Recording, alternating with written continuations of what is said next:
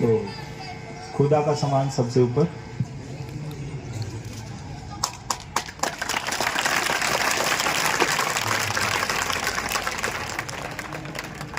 मैं सबसे पहले धन्यवाद देना चाहूँगा यहाँ जुटी सरदारी का, समस्त युवगण का और हमारे अन्य बुजुर्ग साथियों का, कि वो एक शानदार अवसर और एक जो शानदार शुरुआत उन्होंने करी है नशा मुक्ति के खिलाफ, नशा मुक्त मेवात की बात करी है, और वो भी जज्बात के साथ, तो उसको हम सफल बनाएंगे। अभी मुझे पता लगा कि यहाँ के लोगों ने मुझे पगड़ी नहीं पहनाई है। इस गांव का हमने नमक भी खाया है, तो नाम भी फिरोजपुर नमक है। तो जितनी उम्मीद आप लोगों को है उससे कहीं ज्यादा हम पगड़ी की भी लाज रखेंगे और नमक का भी फर्ज अदा करेंगे। नशा संपूर्ण तौर पर एक सामाजिक बुराई है जो इंसान को ही नहीं, समाज को भी खोखला करता है।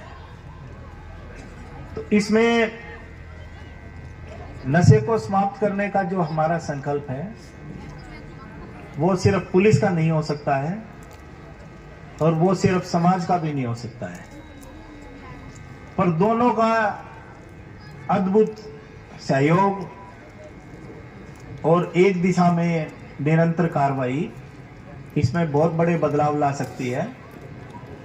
और मैंने खुद महसूस किया है कि पिछले 15 दिनों में जो मेवात के गणमान्य लोगों ने नशे को चोट करी है, उसका फर्क इतना है कि 50% नशा ही खत्म हो गया। और बड़ी बात देखो कि जो यहाँ मंच से भी बात हो रही थी कि यहाँ ठगी का भी बहुत काम चल रहा है, तो मेवात से करीब जो 15-20 रोज कॉल होती थी ठगी की, वो भी महज 3-4 पे सिमट के रह गई है। और इस बात के लिए तालियां उन लोगों के लिए बजनी चाहिए जिन्होंने नशे के साथ साथ अपराध मुक्त मेवात का संकल्प किया है। तो एक बार 2 तालियां बजाओ उनके लिए। मंच के माध्यम से बहुत सारी बात की गई, जैसे कि तैयब हुसैन जी ने एक कहानी सुनाई आपको कि जंगल में आग लगी हुई थी और उसके बाद एक चिड़िया वहां से चोंच में पानी लाके जंगल की आग बुझा रही थी। तो उन्होंने कहानी का पहला जो पार्ट है वो सुनाया है, दूसरा पार्ट उसको मैं पूरा कर देता हूं और यहीं आके मैंने वो कहानी बनाई है। अब जब चिड़िया अब जंगल बुझा रही थी और एक चोंच से बार बार पानी लेके जा रही थी, तो उसको देखने के लिए हजारों चिड़िया देख रही थी कि वो आ रही है, जा रही है, आ रही है, जा रही है, और जंगल की आग बढ़ती जा रही है। तो कुछ चिड़ियाओं ने उससे सवाल किया कि ये क्या है बहन, ये जंगल है और ये जंगल की आग है, ये चोंच जो भर के लाया है पानी, इससे जंगल की आग नहीं बुझेगी। तो चिड़िया ने बड़े स्पष्ट शब्दों में कहा, आपकी सुझाव नहीं, मुझे सहयोग चाहिए। ये बात सब चिड़ियाओं को समझ में आ गई, और क्योंकि जंगल में सबसे ज्यादा चिड़ियाएं थी, लाखों की संख्या में, वो एक एक बूंद पानी लाखों बूंद बन गया और जंगल को बचा लिया गया।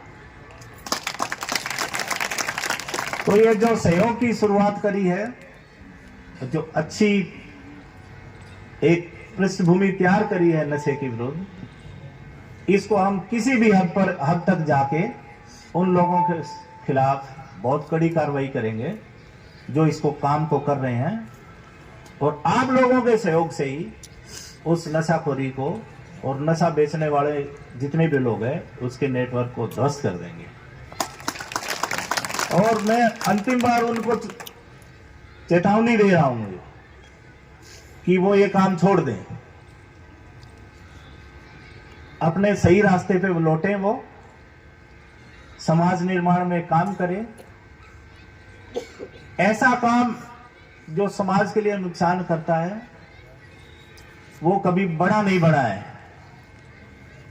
और मैं एक छोटी सी कहानी आपको सुनाता हूं जो इस बात को इंगित करती है कि जो लोग चोरी करते हैं, नशाखोरी करते हैं या अन्य अपराध करते हैं वो कभी बड़े नहीं बढ़े हैं। एक चोर अपने 10 साल के बच्चे के साथ साइकिल पे बच्चे को बैठा के रात को निकला और उसने अपने बच्चे को एक मकान की तरफ उंगली उठाते हुए, जो काफी दूर था, जिसमें एक बल्ब लगा हुआ था और जल रहा था, बल्ब की रोशनी को देखते हुए वो बोला कि वो घर देखा है बेटा, दिख रहा है? बच्चे ने कहा हाँ दिख रहा है। तो अपनी गाथा को सुनाते हुए उस चोर ने कहा कि बेटा ये वो घर है जिसमें 10 साल पहले हमने लाखों रुपए की चोरी की थी। वो अपनी गाथा बता रहा था, उधर बच्चा रोने लगा। तो चोर को अचंभा हुआ, उसने अपने बच्चे से पूछ लिया कि बेटे ये क्या है? तो उसने रोते रोते बताया कि पापा क्या बदला, 10 साल पहले जिस घर में लाखों चोरी हुई उसके आज भी बल्ब जल रहा है, और आपने लाखों रुपए चुराए उसके बावजूद भी घर में चूल्हा जलाने के लिए तेल नहीं है। आप कभी भी देखोगे कि गलत प्रकार की नीतियों से, गलत प्रकार की चीजों से किसी का उत्थान नहीं हुआ है, वो पतन का ही कारण बना है। और मैं पहले भी कई गांवों में जैसे प्रोग्राम हुए हैं उसमें भी मैंने स्पष्ट तौर पे ये कहा था कि आप हमारे साथी बने, सहयोगी बने, अपने आंख नाक कान खुले रखें और उसकी सूचना मुझे दें, पुलिस को दें। मेरे पास 2000 लोगों की सशक्त बल है और मैं वादा करता हूं हर एक आदमी जो गलत काम करता है उसके खिलाफ सख्त कार्रवाई करेंगे। अगर उसकी जगह जेल में है तो जेल में ही मिलेगा।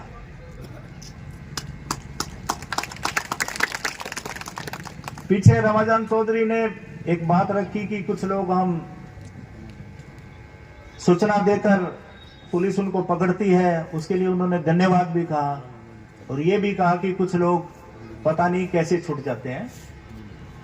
और उसके बाद ये भी बात रखी गई कि इस प्रकार के लोगों का चरित्र है या काम है उसको पहले कमेटी प्रमाणित कर दे और उसके बाद उसमें निर्णय ले, तो उसके लिए भी हम तैयार हैं।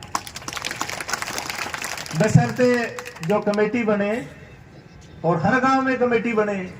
मैंने पहले भी कहा था कि 11 या 21 आदमियों की, बड़ा गांव है तो 21 आदमी और छोटा गांव है तो 11 आदमी, इनकी कमेटी बने और वो सामाजिक तौर पे अपनी जिम्मेवारी लेते हुए गांव को नशा मुक्त ही नहीं अपराध मुक्त भी करें।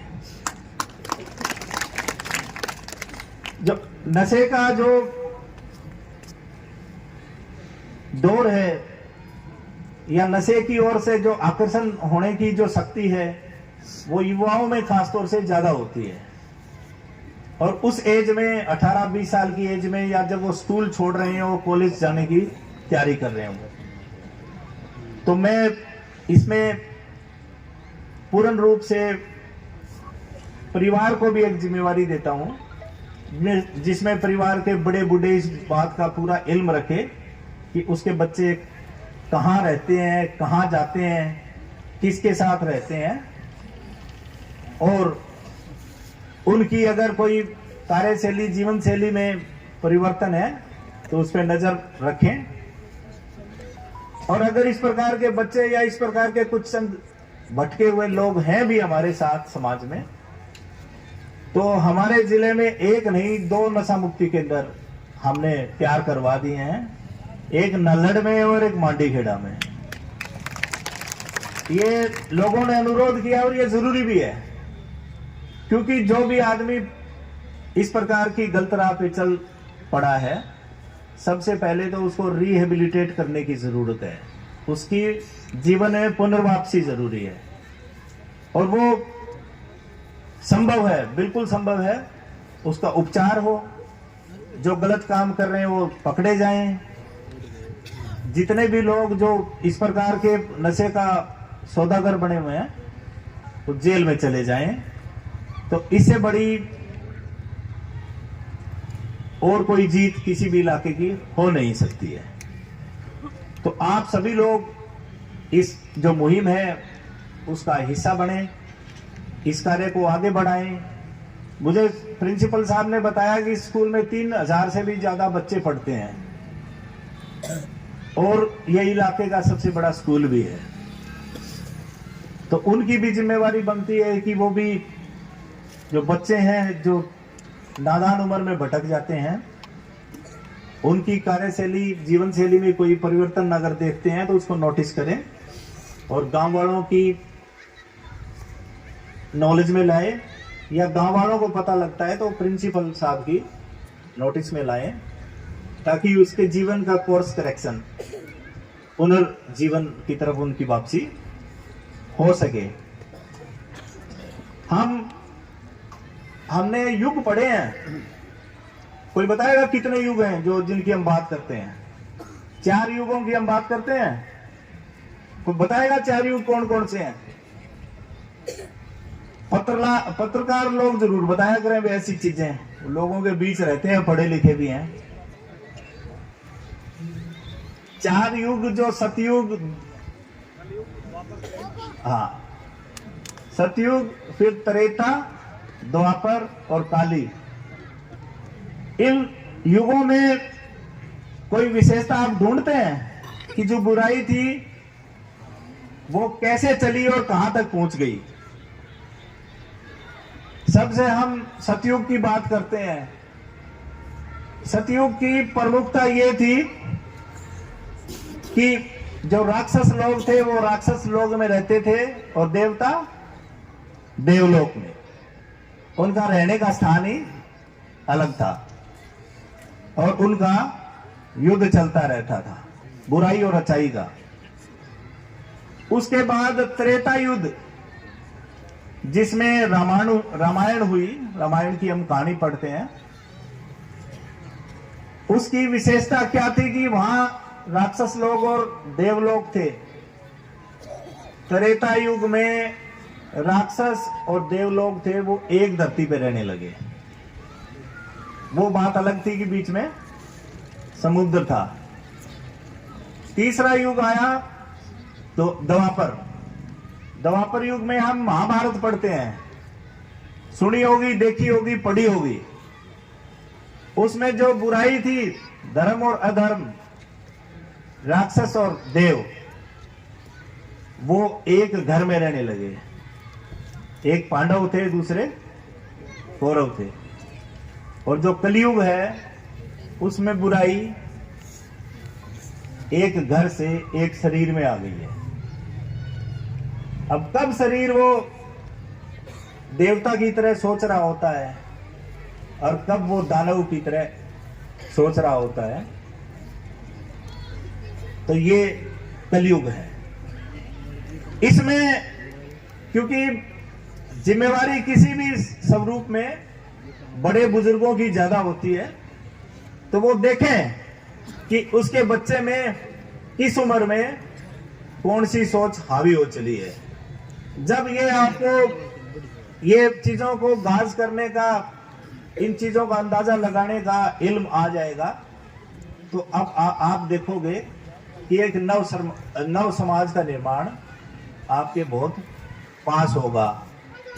तो मैं जितनी भी बात मंच के माध्यम से कही गई, चाहे वो पुलिस की सहयोग की बात हो, पुलिस की उपलब्धता की बात हो, अपराधियों के खिलाफ कड़े निर्णय लेने की बात हो, कहीं कहीं जो बताया कि कुछ बिरयानी की कुछ दुकानें हैं जो कि अपराध का कारण है, उनकी बात हो, चोरी चकारी की बात हो, मैं आपको इस मंच से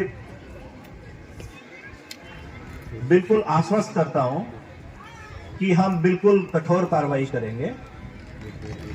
और आप देखोगे कि अगले चंद दिनों में आपको एक मेवात, बदला हुआ मेवात नजर आएगा। पर सहयोग आपका ही रहेगा और तालियां ही आप ही की रहेगी और आपके लिए ही, तो जरा ज्यादा बजाएं वो। किसी भी मुहिम का असर देखो, पास के पड़ोसी हमारे राज्य पर भी जा रहा है और वहां से भी कुछ लोग यहां पहुंचे हैं।